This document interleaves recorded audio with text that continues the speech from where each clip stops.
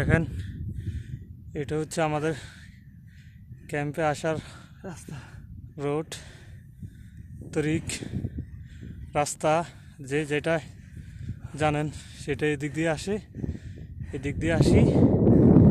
এভাবে আসার পরে এটা আমাদের ক্যাম্প কোম্পানির।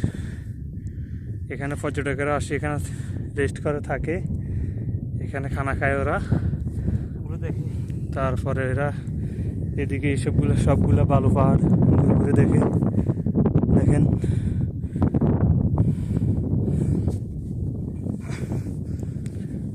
আমরা দেখেন এখন অনেক উপরে, যে দেখেন এদিকে আসে এরা সবাই ঘুরে।